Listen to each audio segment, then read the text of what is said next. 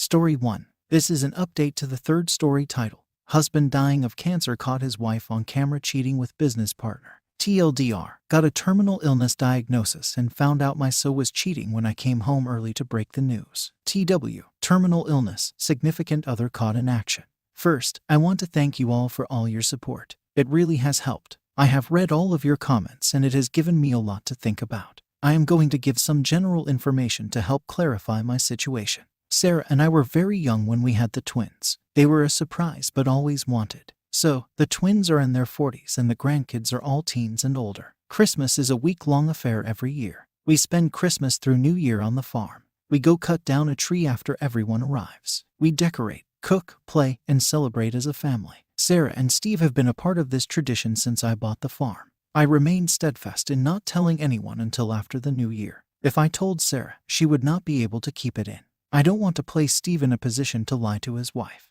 I want the kids and grandkids to enjoy the week. We will have plenty of time to cry and prepare in a few weeks. Jane's presence this week will just be a small detail in the long run. Really, I don't care about her anywhere near the rest of the family. The finances are very interesting. Jane and I met and were married after we both were very established in our job and wealth. She had a good job with a great pension. She also had 2 inheritances that were in a trust. We agreed early on that we were both comfortable, and we would not disclose to each other our entire worth by her insistence. We also have a prenup where any property or trust that predate the marriage and any income from those resources are not considered marital property. Again, on her insistence. Now I have provided both properties. I purchased the travel, food, and fuel. Basically, I support her 100%. Her income and wealth is spent by her on herself. She purchased her car, clothes, personal travel, and cosmetic surgery. She is a very beautiful woman on the outside but has shown she is very ugly inside.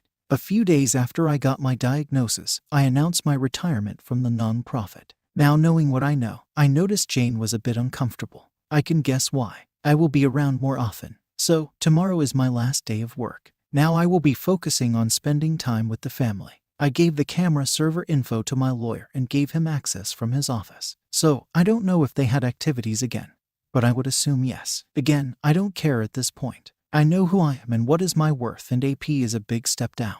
As flashy AP is, I am low-key. I drive a 15-year-old pickup truck. I like jeans and t-shirts and coveralls in the winter. I know for a fact that AP does not have anywhere near the wealth that Jane thinks he does. How? Since the trust has invested in his business, I get quarterly financials. I don't tell anyone how much I have, that is between my accountants and me. But let's just say that the trust has been growing for 30 years. I live a modest life, and there is enough there for my great-great-grandchildren to enjoy the farm and have their education paid for. Once Jane knows what she lost, that will be her reckoning. I just won't see it. December really got busy. We did our normal social rounds these last weekends. AP was at one of the parties. It was hard to not keep an eye on Jane and him. I don't think I was caught. With being so busy and wrapping up everything at the job, I have had an easier time keeping it together. Jane has not expressed anything that would lead me to conclude that she knows I know. I am not proud of this, but I still sleep in the same bed. I have been selfish with her as of late. I feel like I am using her, but she has apparently been using me for at least the better part of this year. I am not as honorable as many of you have made me out to be. I hate this small amount of deceit. So don't worry about Jane getting everything, because she will not. The trust is in great hands. I have detailed instructions on how it is to be managed. Thanks to the comments, I have made plans in case my health turns for the worse sooner than I want, or if I pass unexpectedly. I have also made plans to have in-home care when it is needed. Jane will not be my caregiver. If I become incapacitated, the lawyer will tell Sarah, Steve, and the kids. Jane will be blocked from me. All important papers, valuables, and whatnots have been moved to a safe location.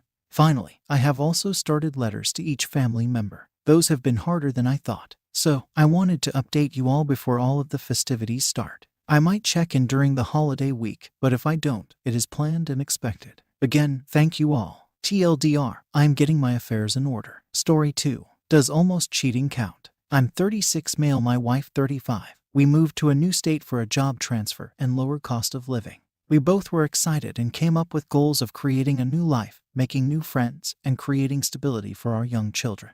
The pandemic hit, and we got really close to our neighbors and hung out at each other's houses. One couple went through a divorce rather quickly. That couple lived next door. The neighbor's wife moved far away, but at the couples hung out at his house all the time. He was an excellent cook and had a pretty nice spread in the backyard. One night me and this neighbor, we will call him Jim, were smoking a cigar with one of his old military friends. They began exchanging stories of how they would sleep with married women on base. I got uncomfortable and made an excuse to leave. This raised my suspicions because Jim and my wife would text from time to time, usually making plans for us all to hang out. My wife would also ask questions about Jim's love life. Whether it was right or wrong, I began to snoop. Couldn't find anything on her phone or emails, so I stopped. Over a year later, my wife found religion and told me to stop hanging out with Jim because he didn't live a clean life. I agreed because she was right. Jim wasn't the best influence. My wife went on a trip with her high school friends, which I was happy to pay for because our plans on making fiends didn't really work out. During her trip, I found a diary entry in which she expressed her attraction to this guy, that she didn't care about potential fallout of making her move on him. The entry was dated back to when we all started hanging out. Still, I confronted her about this because of all the signs. She said nothing happened. Then I found pictures of his Johnson on her phone and a text that wrote, "My husband will be out of town next week. Will you be around?" I confronted her again. She claimed it was over and that she wasn't going through with it. Mind you, I was going out of town for a close family member's funeral. I started recording her while I was away. She confesses that she didn't cheat but was going to. She apologized and tried to make up for it. Then she went back to barely putting out and her normal moody behavior. Is it cheating if she didn't actually cheat and only didn't go through with it because I confronted her 5 minutes 7 days before she has planning to? She told me to move on and that it was only virtual. She is cold every time I bring up the subject. I feel like I can move on but not that fast. Does almost cheating count? Reader comment. It's one thing to have thoughts about an attractive man and even write them in your diary. I don't object to that. It's another to have his Johnson on your phone and actual plans to meet up with him. I would suspect that they probably did do this at least once. I would tell her and I would get STD test. You might consider if you want to stay with your wife. She doesn't sound like a pleasant person in general, and if she's this far along on cheating with Johnson pics and plans, she's going to actually do this at some point. My guess is she got religion right after she cheated. So many religious people are such phonies. LOL. Talk to a lawyer, consider your options. I wouldn't want to be with someone I would feel this way about, and she doesn't seem to be very remorseful at all. Have you seen red flags with her in the past before you even moved her that you may have neglected or not wanted to see? Be prepared, son. Original poster. Started seeing red flags the first summer of the pandemic. It stopped when I took her sick mother in and started when her mom moved with her brother. Before the pandemic and the 15 years prior, she never once lied or did anything shady. She used to be a type A rule follower. I think she got tired of being a good girl when her mom got sick. Who knows? Reader comment. Getting tired of being good girl is not uncommon. Their worldview is that they give their all to everybody else, but they never get anything back. Then along comes a guy that makes a move on her. Not necessarily an obvious move, more often just attention, flattery, things to start an emotional connection. And often these guys specifically target married women because they're only competing with one other guy, the old hat husband. Suddenly the fantasies start. Guy gets more attractive, and he pushes the line more and more, and she justifies each boundary being crossed more and more. And then, when there is opportunity, the emotional affair becomes a physical affair. And while she's fantasizing about some new fantastic connection, she's trading no strings attached sex to keep the attention validation going. And NSA sex is the kind where she does things for a P that she won't with her husband.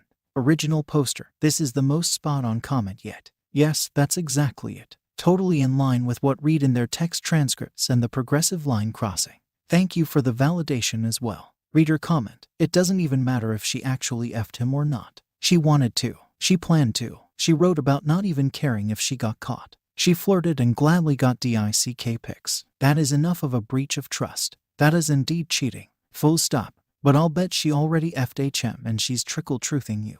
And if not him, it would be someone else. Bank on that. I'm sorry. Original poster. Someone please explain trickle-truth. I did enough snooping to see that she hasn't been physical yet. Though I think now that she is caught up and I accused her of being physical, there is a high chance of her getting physical with him or some other guy. She hates him now because of what he did after I caught and confronted him. I'm African American and calling the cops is life-threatening, but I got the feeling she's going to get physical with someone else. Don't want to go on a rant, but I know her very well. Story 3. Been a month since she blindsided, discarded, shamed, left me for a guy she met and known for a few days from her business trip.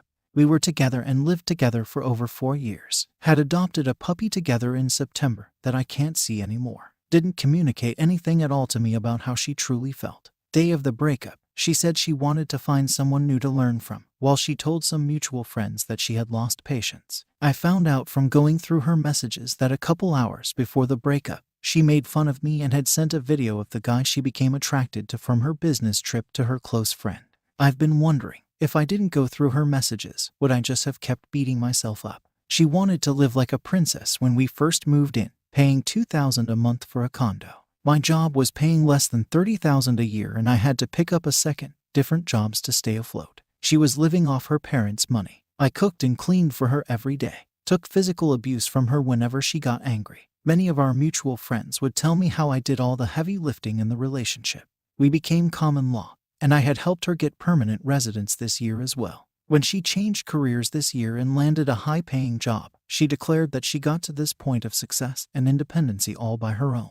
Yet, little does she realize, she's had so many people help her with interviews, building connections, networking, and emotional support from her friends and me. Now I'm alone, 4 years with nothing to show other than marks from being stepped on all over. Rock bottom, at the lowest point in life. Had I not been getting treatment, I would have offed myself weeks ago. Hopefully, if anyone reads this, you'll acknowledge the red flags, set boundaries, communicate, and take action early to avoid being in this kind of situation. Happy holidays. Reader comment: you are better off without someone like that in your life. Do yourself a favor, go completely no contact. Block her on social media, and block her number. If she tries to reach out to you, ignore it. And above all, don't reach out to her. Count yourself lucky that the only thing you wasted was time. It could have been much worse. Find yourself a new partner and carry on with your life living it for you and stop dwelling on her drama and toxicity. She's gone from you and good riddance. Original poster, thank you for the support. I'm really glad that we didn't end up getting married, as I've read many devastating stories involving ownership of property and legality fees. I've removed all my social medias for the time being to heal, to better myself, and to not check up on her. Here's to a new and thriving year for both of us. Reader comment: you said you got a common law, that is married. You might want to look into that, so you don't get stuck paying for some other dude's kid. Some states assume the spouse is the father and don't take no for an answer. Original poster. The definition of common law here in Canada is a bit different from the states. In my province, state, it only applies after you've lived with your partner for 3 years and does not have to be a married relationship but a conjugal one. Reader comment: sounds like my ex. 4 years too. My fault. I said I wanted to show her the world and treat her like a princess. I delivered on my promises. 10 holidays, big house, new car, designer bags and shoes. Also, all the love, attention, intimacy, time, listening and support that anyone would expect to receive. I'm completely lost in where it went wrong. What could I have done differently? I want to snap out of this thinking and think it's her. Then I get scared, as how can people be so cold, calculated and horrible? Sheb seemed like a banshee if she got frustrated. She genuinely seemed happy until the last month when she decided to monkey branch as the timing was right. F me clinical. She still sends me the odd meme as I have her cat. Absolutely nuts. Booked into therapy next week. Can't get my head around it all. I'm still in shock a month on. Found out today she'd been cheating, and it's with someone I noticed 7 months prior. They're out there, bro. They're horrible. Take your time to heal. Take your time with the next partner. Spot the selfish, self-absorbed signs. I think you'll know they were there. You knew this could happen. We don't want to believe it though, because they're devastatingly good at showing another amazing side. It's all fake though. You've escaped. Original poster. I'm sorry to hear that you went through this. 4 years and you really gave her everything just to get monkey branched and cheated on. It's so incredibly cruel. I hope your healing journey goes well. I'm learning to read people better through actions rather than words. In a way, we both escaped. May we pick ourselves up and spot the signs before it gets